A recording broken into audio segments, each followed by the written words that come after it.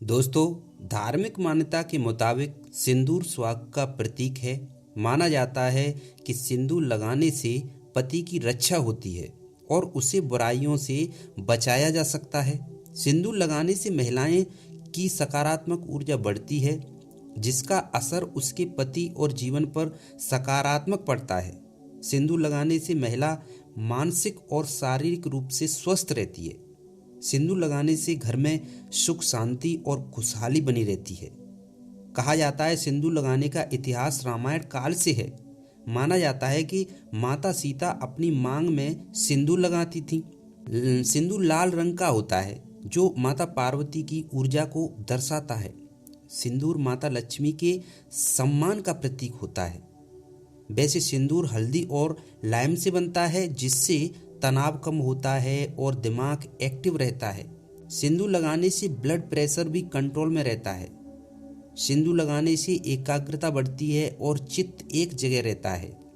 पौराणिक कथाओं में उल्लेख है कि मांग में सिंदूर भरने वाली महिलाओं की रक्षा देवी पार्वती करती हैं और उनके पति को नकारात्मक शक्तियों से बचाती हैं।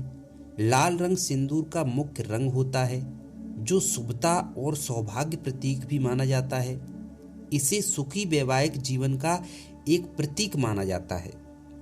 वैसे सनातन धर्म में सिंदूर लगाने की प्रथा प्राचीन काल से ही चली आ रही है। इसका वर्णन रामायण काल में भी देखने को मिलता है।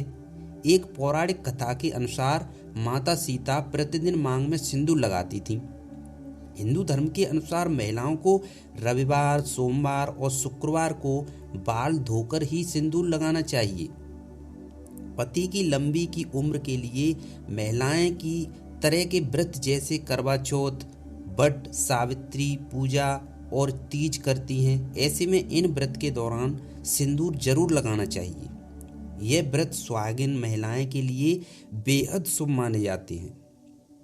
वैसे सिंदूर सबसे पहले शादी वाले दिन ही लगाया जाता है और उसके बाद यह श्रृंगार का हिस्सा भी बन जाता है। आपने देखा होगा, ऐसी मान्यता है कि सिंदूर लगाने से न केवल विवाहित महिला के पति की रक्षा होती है, बल्कि उसे बुराइयों से भी बचाया जा सकता है। सिंदूर लाल, गुलाबी, केसरिया रंग का होता है। वैसे लाल रंग के पाउडर को तैयार करने के लिए जिन रसायनों का इस्तेमाल किया जाता है, वो बालों के झड़ने, स्किन पर चकत्ते और खुजली भी पैदा करते हैं। यह ध्यान देना जरूरी है कि आप जिस सिंदूर का इस्तेमाल कर रही हैं उसमें पारासल्फाइड तो नहीं है, क्योंकि यह स्किन कैंसर के लिए भी बहुत जिम्मेदार हो सकता है। आपको बता दें कि हिंदू धर्म में सिंदूर को सौभाग्य का प्रतीक माना जाता है।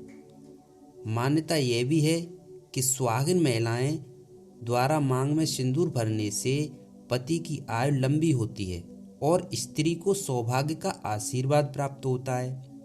सिंदूर लगाने का चलन प्राचीन काल से चला आ रहा है और इसका संबंध माता पार्वती व देवी सीता से भी जुड़ता है। नाक से माथे तक सिंदूर लगाना न केवल अपने पति के प्रति बल्कि पूजी जाने वाली दिव्य शक्तियों, विशेष रूप से सूर्यदेव और छठी मैया के प्रति, जिनके बारे में माना जाता है कि वे स्वास्थ्य, खुशी और परिवार के कल्याण का आशीर्वाद प्रदान करते हैं। साथ ही पति की आयु भी लंबी होती है। इसके लिए भी विवाहित महिलाएं शादी के बाद रोजाना मांग में सिंदूर लगाती हैं। पिसे हुए शनिवार से बने सिंदूर के रंग द्रव्य का पहला प्रलेख उपयोग 8 या 7000 ईसा पूर्व का है और यह आधुनिक तुर्की के कैटल होयुक के नवपाषाण काल गांव में पाया गया था। स्पेन में शनिवार का खनन लगभग 5300 ईसा पूर्व से शुरू हुआ था। तभी से ये सिंदूर की खोज हो गई है। वैसे पीरियड खत्म होने पर शारीरिक रूप से शुद्ध होकर आप सिंदूर लगा सकती हैं। और सबसे जरूरी बात, हिंदू धर्म में सिंदूर को सुहाग की निशानी माना जाता है। हिंदू धर्म में विवाह के बाद सुहागिन महिलाएं द्वारा सिंदूर आवश्यक रूप से लगाया जाता है। साथ ही इसे बहुत ही पवित्र माना गया है। सिंदूर एक तरह से सुहागिन महिलाओं का पर्याय बन चुका है। इसी कारण ये परंपरा सदियों से ऐसे ही चली आ रही है। शास्त्रों के अनुसार सिंदूर लगाने की परंपरा रामायण काल से ही चली आ रही है, क्योंकि माँ सीता भगवान राम के लिए अपनी मांग में सिंदूर लगाती थीं। इतना ही नहीं, माँ पार्वती भी भगवान शिव के लिए सिंदूर लगाती थीं। सुहागन महिलाओं को हमेशा नाक की सीध में सिंदूर लगाना चाहिए। माना जाता है कि टेढ़ा मेढ़ा सिंदूर लगाने से पति का भाग्य खराब हो सकता है। वैसे वैवाहिक स्थिति सिंदूर को महिला की वैवाहिक स्थिति का एक स्पष्ट संकेत माना जाता है। यह दर्शाता है कि वह विवाहित महिला है और अपने पति के प्रति प्रतिबद्ध है। समृद्धि और सौभाग्य सिंदूर सौभाग्य, प्रजनन क्षमता और समृद्धि से जुड़ा हुआ है। ऐसा माना जाता है कि यह आशीर्वाद लाता है और पति की भलाई सुनिश्चित करता है।